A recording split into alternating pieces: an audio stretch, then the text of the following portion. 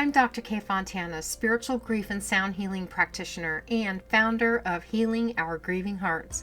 For 6 sacred years, I walked beside my husband as his caregiver after his cancer diagnosis until his passing in January 2023. His death, following 40 years of love, was the most profound loss of my life. I've faced many kinds of losses, from family members to beloved pets, and through it all, I've come to understand grief not only as sorrow, but as a sacred passage. My mission now is to help you move through the darkness with grace, to honor your own process, and to remind you that healing is possible, even if your heart is broken wide open. You are not alone. This is the Healing Our Grieving Hearts podcast. Today, I want to speak directly to a moment so many of us know, the moment when the deep waves of grief begin to soften and we find ourselves quietly wondering, what now? Not how do I move on, because we don't move on from those we've loved and lost, but rather, how do I begin again? How do I step into a life when my heart still aches, when I still feel fragile, yet something within me whispers that life is calling? Today's episode is called The Gentle Art of Beginning Again, Steps for a Tender Rebirth.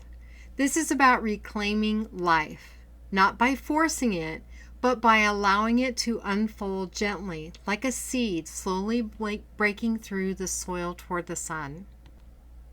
Beginning again is not a single victorious moment. It isn't about throwing off the weight of grief and suddenly becoming our old self again. Truthfully, we never go back to who we were. We emerge as someone new, shaped by love, loss, and the deep transformation grief brings. To begin again means allowing ourselves to trust that there is still life ahead of us. It means remembering that healing is cyclical.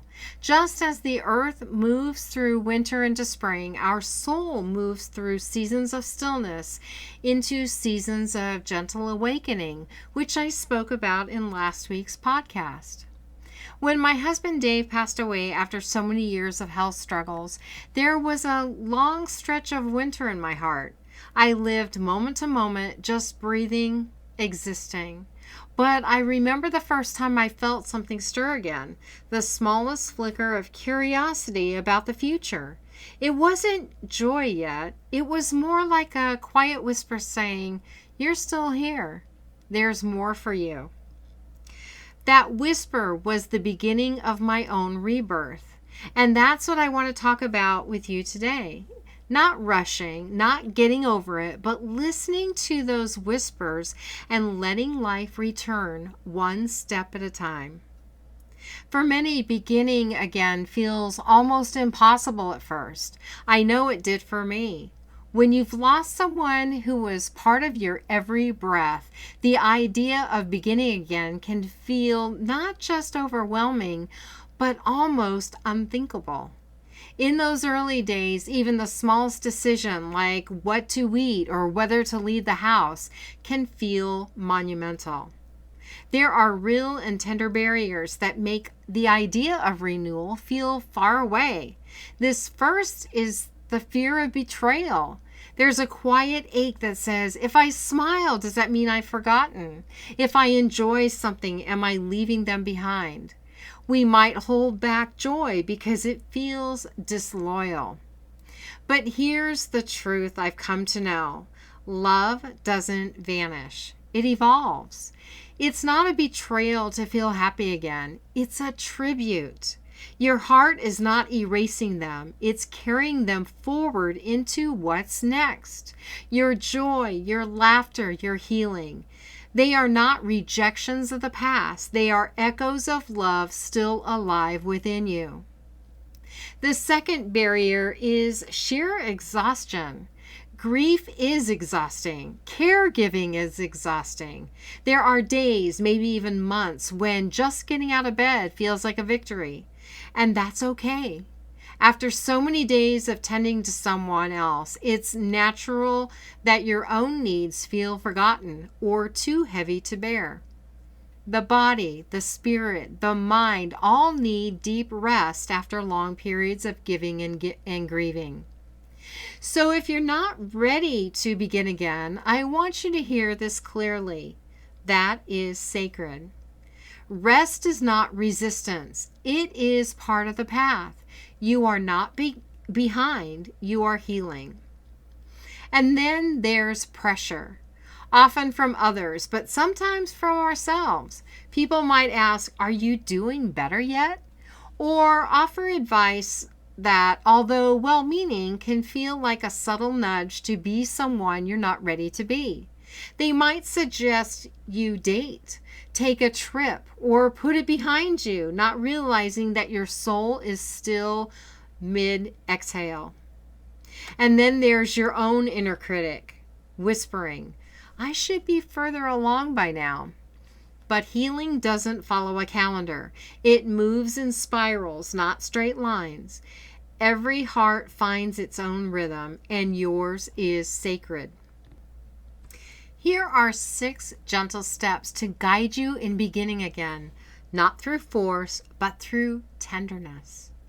1. Pause and breathe. Before we leap into fixing, doing, or striving, we simply breathe. Place your hand over your heart. Feel it beating. That is life still moving through you. That is love still present.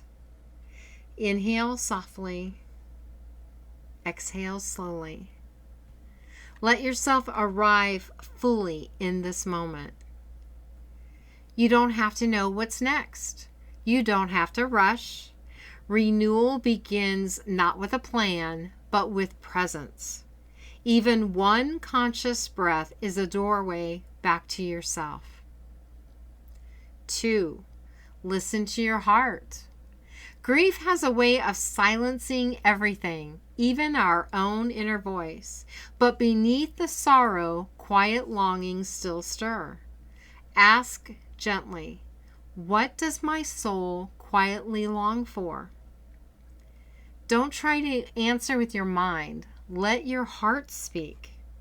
Maybe you crave sunlight on your skin. Maybe you miss hearing music in your home. Maybe it's the feeling of bare feet on the earth or the joy of laughter, even just once. These small longings are not selfish. They are sacred. They are the first green shoots breaking through the soil. When you listen closely, your heart will lead you toward a life again. 3. Take one gentle step. Don't think in terms of fixing your life. Just take one step that feels kind. One action that nourishes rather than drains. It might be lighting a candle in honor of your beloved. It might be making a favorite recipe, not because you should, but because it brings warmth. It could be reaching out to a friend, going to a sound bath, or sitting with your journal and a cup of tea. Small steps count. In fact, they matter more than big ones right now. Beginning again doesn't mean reinventing yourself. It means remembering yourself. Let it be soft. Let it be enough. 4. Lean into rituals. Rituals offer rhythm when life has lost its shape. They create sacred space, a container for your healing. You might begin the day with a sound healing meditation or end the evening with a gratitude prayer. Write a letter to your loved one. Place a fresh flower on their photo. Go for a walk and notice the wind, the trees, and the sky. Let nature become your sanctuary. Rituals don't have to be elaborate, just meaningful. They remind you that you are not drifting alone. Spirit is always near. 5. Welcome support. There is a deep courage in saying, I need help. You don't have to carry this alone. Find someone who can hold your story without rushing it. A therapist, a grief group, a spiritual practitioner, or a dear friend who listens without trying to fix. Let yourself be witnessed. Let yourself be held. There will be moments when you can't take a step on your own, and that's okay. Community is the net that catches us when we fall. You are never weak for leaning in. You are wise. 6. Celebrate the small blossoms. One morning you might notice a songbird and smile. You might taste something delicious and feel grateful. You might laugh unexpectedly and then catch yourself. When that happens, don't shrink away. Don't silence joy because grief still lives in your chest. Let the small blossoms grow. They are signs that your heart is remembering how to open, that your soul is still capable of happiness. Celebrate the tiniest flickers of light. They are not absence of grief. They are proof that life and grief can coexist. Let's pause for a brief meditation. Close your eyes, if it's safe to do so. Take a deep breath in and slowly exhale. Imagine deep within your heart a tiny seed planted in rich, dark soil. This seed holds your capacity for new life, for love, for purpose. With each breath, imagine the seed beginning to sprout. Slowly, gently, a small green shoot rises toward the light. You don't have to force it. You simply breathe and life unfolds. Repeat softly, either out loud or in your heart. With each breath, I allow life to bloom within me. I am safe to begin again. Take a few breaths with this image, and when you're ready, slowly open your eyes. Beginning again is a process, not a destination. There's no deadline, no should.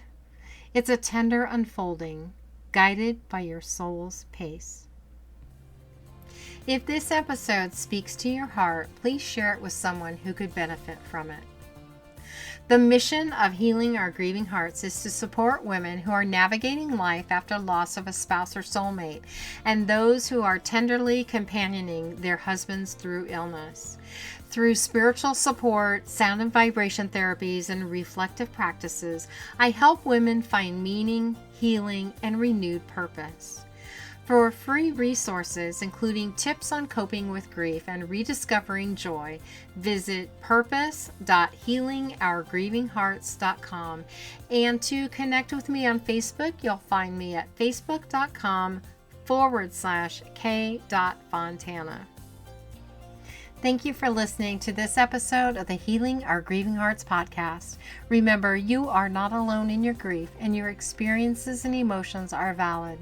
Join me next Saturday at 10 a.m. Arizona time as we continue to explore the human experience and moments of grace, how to notice beauty in the everyday.